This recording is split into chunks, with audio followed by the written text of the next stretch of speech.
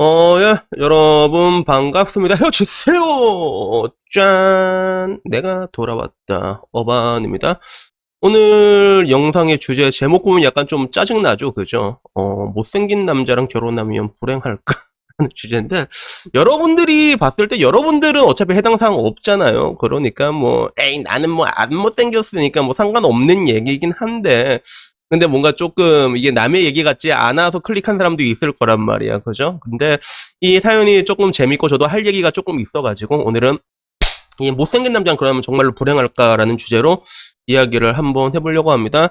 이게 일주일 전에 되게 네이트판에서 핫했던 랭킹된 글이었는데 이 내용 주제가 뭐냐 하면 그 여자가 그렇대. 자기 성격이 어린애 같은 성격인데 그걸 남자친구가 다 받아주고 있는 거야. 그리고 통상적으로 자기 성격이 어린애 같다라고 말하면 자기도 알고 있는 거지. 자기 성격이 진짜 거지 같다는 걸 알고 있는 경우를 여자들은 자기 성격 거지 같다고 해도 거지 같다고 얘기 안 하거든. 어린애 같아요. 라는 거. 약간 애 같은 게 있잖아, 여자들이. 그치? 근데 그걸 남자가 다 받아주고, 그리고 힘든 거 알고, 큰 돈도 매번 서스럼 없이 줬대. 그래서 여기서 말하는 큰 돈은 얼마일까? 이꼬라 됐을까? 라는 질문을 했을 때, 내가 봤을 때는 뭐 1, 200 가지고 그러진 않을 것 같아. 좀 굵은 거 한 장? 그런 것 같은데? 그 돈도 매번 서스럼 없이 줬다는 거지. 그래서 기념 일도 아닌데 이벤트도 자주 해주고 그리고 자기한테는 너무나 과분한데 문제는 이게 존모옷이라는 거예요. 외모가 평범 이하라고 얘기를 하더라고. 그래서 언제 여기서 현타가 왔냐면 이제 나이가 좀 서른이 넘어가지고 결혼 얘기도 왔다 갔다 해서 뭐 이게 서로 이제 양가 인사도 할 거 아니야. 근데 엄마가 다음날에 그 얘기를 했대. 야야 사람은 괜찮은데 못생겼잖아. 복돌이 반만 돼서도 그지. 복돌이 얼마 전에 그 그지. 얘 복돌이 잠오나? 그런데 그거 얘기 듣고 더 이제 옛날에는 뭐 이게 얼굴 뜯어먹는 거 아니다 이렇게 생각했던 것 같은데 그래서 뭐 정확히 말하자면 이 여자가 이 이전 남자들은 잘생긴 남자들만 만났거든. 잘생긴 남자만 만났는데 나중에 와서 한 얘기가 잘생긴 거 다 쓸모 없어요. 부질없어요라고 말한 거 보니까 뭐 결국에는 뭐 그런 거겠지. 이 여자들이 보통 이제 하는 얘기 있잖아. 뭐 잘생긴 애들 얼굴값 한다라는 얘기도 있고 외모가 부질없다 말하는 사람들을 보면 그 가운데 여러 가지 히스토리들이 있어가지고 그래도 결국에는 그 잘생긴 것 말고 나머지를 충족해주는 못생긴 남자를 만나는데 근데 이제 와서는 그 잘생김이 조금 필요한 시점이다라는 걸 여자도 느끼고 있는 거지. 그래서 마지막에 이거 자기도 이게 결혼을 하려고 하니까 많이 왔다 갔다 해요. 그래서 정말로 이게 못생긴 사람이랑 결혼하면 불행할까요? 이렇게 물어보는 그런 느낌이었어요. 그래서 따지고 보면 얼빠였던 여자가 얼빠가 아닌 남자를 만날 수가 있을까라는 걸로 볼 수가 있는데 근데 그러기에는 남자 밸런스가 완전히 좀 희한한 극과 극의 느낌이 있지. 오히려 남자가 조금 평범하고 능력이 좀 떨어졌으면 별 문제가 없을 것 같은데 너무 극단적인 상황이라는 거야.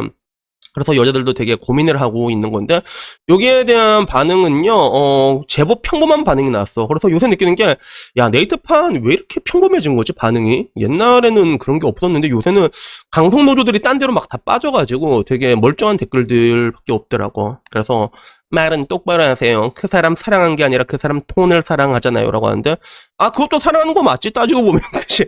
그리고 키스하려는데 흠칫거리면 불행하다라고 얘기를 합니다. 100% 리스 부부가 된다라고 하는데 이거는 진짜다. 진짜 그래. 그래갖고 이게 내가 일전에도 얘기해준 적이 있지만 외모가 괜찮으면 가산점이 되게 많아요. 그래서 남자들도 그럴 때 있잖아. 이 여자를 어떻게 족칠까 나왔는데 항상 여자들 그때 되면 이 남자가 날 족치려고 하는 거 눈치가 여자는 엄청 빨라. 그러면 풀 메이크업 쫙 하고 나거든.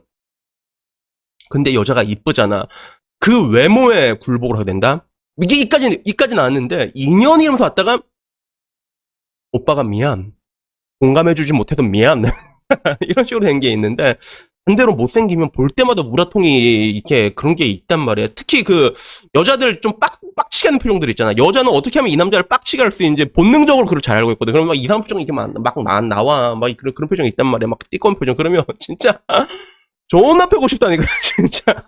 그래서 그런 느낌에 가까운 거지. 최저 마지노선 같은 그런 느낌이 있는데 근데 결론적으로 여기 베스트 댓글은 뭐였냐면 현실적으로 자기가 말하기에 결혼 전에 자기한테 껌뻑 죽는 건 복불복이다라고 얘기를 하더라고. 그래서 장황한 덧글이긴 한데 결국에는 내 눈에는 귀여워 보여야 된다는 거. 그리고 결혼 전에 나한테 죽는 게 복불복이다라고 얘기한 게 결혼하고 나서 상황이 변할 수가 있다는 거지. 남들도 그런 경우 되게 많거든. 내가 잘해줘야 되는 상황이기 때문에 잘해줬는데 결혼하고 나면 이제는 뭐 그럴 필요가 없으니까. 과거 일본의 오야 소이치로가 말한 것처럼 잡은 물고기에 먹이를 주지 않는다 그런 느낌들이 있단 말이야. 그러니까 그 사람이 이래서 좋아한다 보다는 내가 그 사람한테 좋아하는 요인들이 있느냐, 이건 굉장히 중요한 것들이거든. 그렇게 얘기를 했는데, 그래서 뭐 결국에는 이런 반응들이 나는데, 나는 이렇게 여러분들이 나한테 물어보신다면 그래서 외모는 중요하냐라고 했을 때 외모는 중요합니다, 여러분. 진짜 중요한 것 같아. 근데 정확히 말하자면 그렇다고 못생긴 남자랑 결혼하면 후회하냐라고 할 때 그건 아니야. 내 눈에는 귀여워 보여야 된단 말이야. 이게 방금 전 말했던 여자들이 말하는 내가 이 남자와 키스할 수 있을까? 이게 여자들의 최저 마지노선이거든. 그래서 내 주변에 이거랑 똑같이 얘기한 애가 있어. 그 선주라고 한 번씩 라방할 때 오는 애 있단 말이야. 선주가 지금도 아지매인데 진짜 클래스 있는 아지매지만 옛날에는 진짜 이뻤거든. 남자가 걔가 인생에서 끊긴 적이 없어 진짜. 그것도 쟁쟁한 남자들이. 근데 얼굴이 보면 다시 또 희한해. 보통 사람들이 좋아하는 게 왔다 갔다 하면 좀 비슷한 느낌들이 있거든. 지나간 남자들 쭈르륵 보게 되면. 근데 선주는 지 멋대로야 진짜. 그래서 선주 주변의 남자들은 맨날 했던 게 눈이 발바닥에 붙어 있다라는 얘기를 많이 했거든. 그래서 나도 궁금해서 물어본 적이 있어 선주한테. 선주야, 너는 뭐 남자 볼 때 외모는 어느 정도 보냐? 내가 보기엔 닌 진짜 안 보는 것 같아서 물어본다라고 했는데, 오빠 나 외모는 본다. 그래서 외모는 뭔데? 그럼 그게 뭐야? 그러니까 그냥 키스할 수 있을 정도면 되는 것 같아요. 라는데 진짜 딱 키스할 수 있을 정도의 외모 있잖아. 그래서 내가 나중에 궁금해서 물어봤지. 그럼 나머지는 뭘 보는데? 그러니까 느낌? 그 느낌이 다 이상해. 그래서 결국에는 희한한 사람 만나게 되는데, 근데 결론적으로 내가 여러분에게 말하고 싶은 게 진짜 그 외모에 대해 가지고 우리가 좀 살다가 보면 좀 과소평가하는 부분들이 있는 것 같다는 느낌이 들어. 그래서 여자들 같은 경우에 외국 같은 데 나가면 좀 뭐라고 해야 될까? 일본도 그렇고 남자 얼빠라고 하지. 진짜 많아요. 진짜 많은데 근데 한국 여자들은 그런 부분에 대해서 외모에 대해서는 되게 관대한 기준이 있단 말이야. 왜 관대한가 생각하면 그런 것들이야. 내가 책임지는 것도 싫어하거든. 그러다 보니까 남자의 능력을 더 보게 되는 그런 느낌적인 느낌이 있지. 반대로 서구권 여자들은 자기가 강하고 그러다 보니까 같이 살면 되잖아.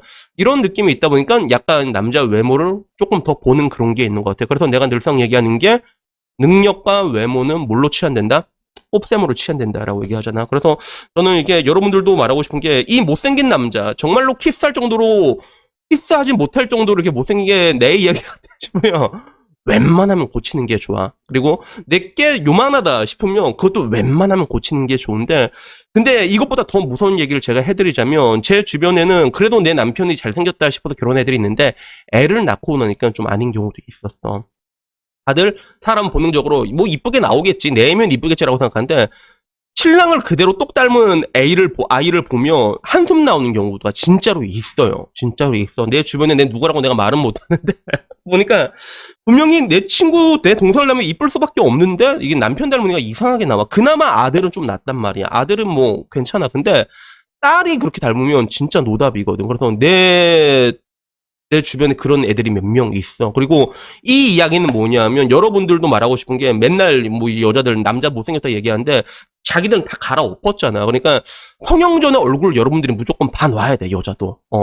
그 유전자가 결국엔 그대로 나온단 말이야. 고친 얼굴이 이렇게 딱 돼가지고 그 고친 형질은 유전되지 않는단 말이야. 그게 고치기 전에 얼굴 여러분들이 알아야 됩니다. 그래야지 앞으로 나에게 최악으로 올 수 있는 그런 뭔가 이제 아들 크리가 될 수가 있잖아. 딸 크리가 얼만큼 치명적으로 올 수 있는가에 대해서 여러분들도 생각할 필요가 있어. 야, 얘가 고치기 전에 이 정도 얼굴이었으면 최악의 경우 이 정도까지 나올 수가 있겠구나. 이거를 알고 들어가는 거랑 모르고 들어가는 거 차이는 엄청 크거든요. 그러니까 이런 것들에 대해서도 한 번 더 여러분들이 좀 생각을 하면 그러면 조금 더 성공적인 결혼 생활을 이어나갈 수 있지 않을까 싶지만 근데 뭐 이제 와서는 뭐 결혼이고 뭐 엄청 힘들잖아. 그러니까 그냥 다만 결혼을 하고 나서 그 부분 때문에 후회하는 사람들도 내가 조금 많이 봤어. 그래서 그것 때문에 이혼하자 이것까지는 아닌데 그거 보면 이제 자식 볼 때마다 모성이 항상 나오는 게 아니라니까 한숨이 나올 때가 있어요. 그게 진짜로. 그러니까 서로 그 퓨어한 상태를 여러분들이 보고 그 최소치와 최대치에 대해 가지고 이게 마음의 준비를 하고 들어가는 그런 현명함 정도는 조금 필요하지 않나 싶어가지고 오늘 이야기를 한번 해봤습니다. 그래서 여튼 뭐 오늘 이야기는요 여기까지고요. 다음엔 조금 더 좋은 이야기로 찾아뵙도록 하겠습니다. 이상입니다. 감사합니다.